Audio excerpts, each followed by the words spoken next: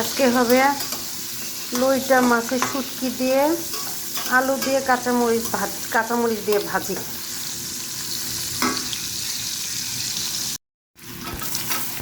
অল্প কিছু রসুন দিয়ে দিলাম শুটকিটার সাথে, কারণ শুটকি মানেই হলো রসুন।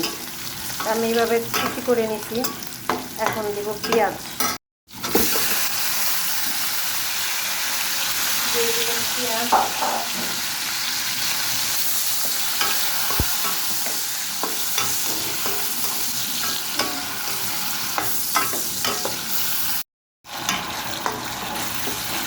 এখানে সমস্ত মশলা দিয়ে আমি ভালো করে শুটকিটা কষায় নিলাম।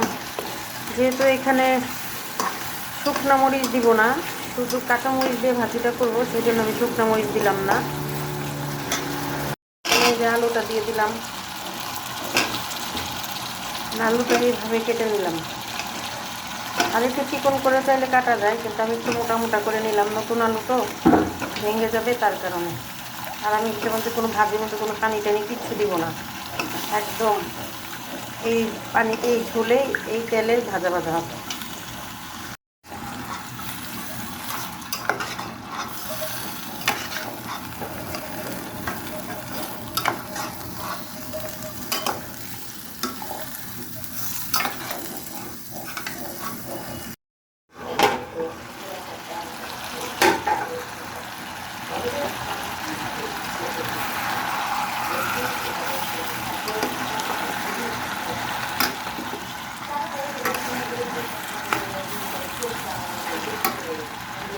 এখন দিয়ে দিব আমি মরিচগুলা। এই যে এটা মরিচ ভাজি, আলু দিয়ে মরিচ দিয়ে ভাজি।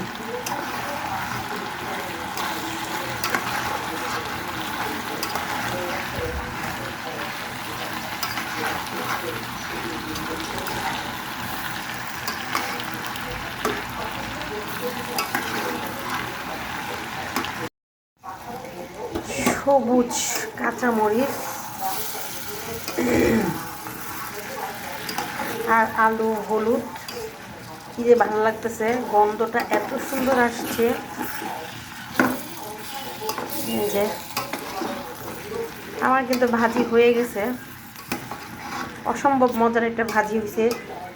কার কার এরকম পছন্দ এবং এরকম ভাজি কোন কোন অঞ্চলে খান, অবশ্যই আমাকে কমেন্টস করে জানাবেন। এই এখন আমি আর করবো না, কারণ আর বেশি করলে আলুগুলো ভেঙে যাবে। একই তো নতুন আলু, তারপরে ভেঙে যায়। আমি ধনিয়া পাতা দিয়ে নামাই ফেলবো।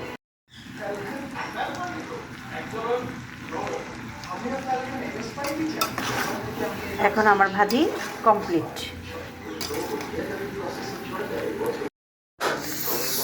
কি যে ঝাল হইছে, এটা বিশেষ করে গরম ভাত,